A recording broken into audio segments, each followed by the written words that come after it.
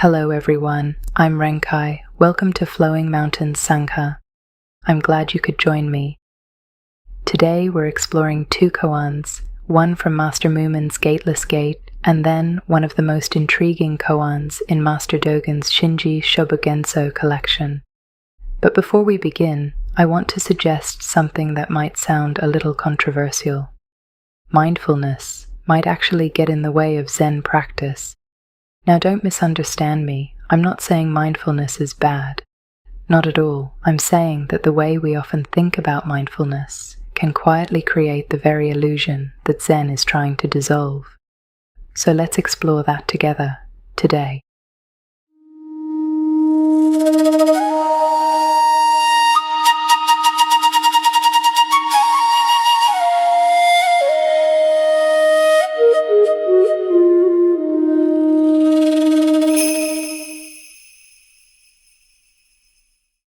These days, almost everyone associates Buddhism with mindfulness. It's become one of the defining words. And yet, if you read the great Zen masters, Dōgen, Shinji, Zhaozhou, or Mumonkan, they hardly use the word at all.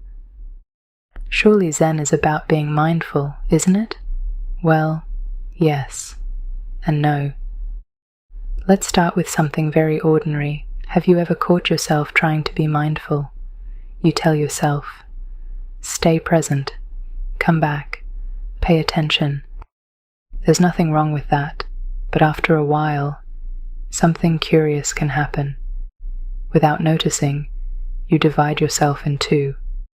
There's the part that's actually living your life, and then there's another part, standing just behind it, watching, checking, judging. Am I doing this properly?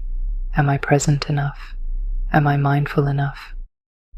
One part drinks the tea, the other part watches the tea drinker. One part sits in meditation, the other part grades the meditation. It's like hiring a supervisor to supervise your own experience, and that supervisor never seems completely satisfied. Now listen to today's koan. Every day, Zuigan would call out, "Master." Then he answered, "Yes." Again he called, "Be awake." Again he answered, "Yes." Then he said, "Don't be deceived by others." Again he answered, "No, no." It's a strange exchange. At first, it sounds like someone talking to themselves. But Mumonkan isn't really interested in self-talk. He's asking a deeper question.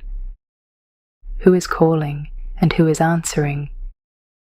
As soon as we imagine two people inside the mind, we've already created a split. One person living, another person observing, one acting, another supervising.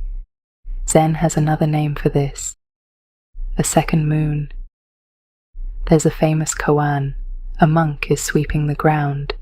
Someone says, "How diligent you are."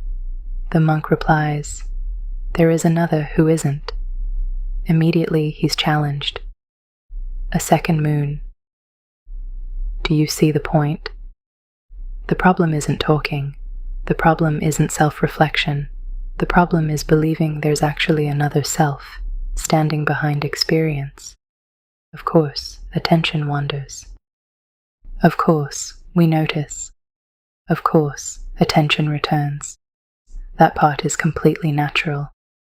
Only afterwards, another voice appears. I wasn't mindful enough. I should have done better. I need to pay more attention. That's the supervisor speaking. The clipboard has appeared. Now think about the moments when you're completely absorbed.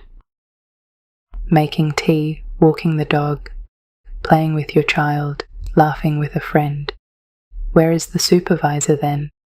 Usually, it isn't there at all. It only turns up afterwards, like a football commentator explaining the match after the final whistle. Useful perhaps, but it wasn't playing the game.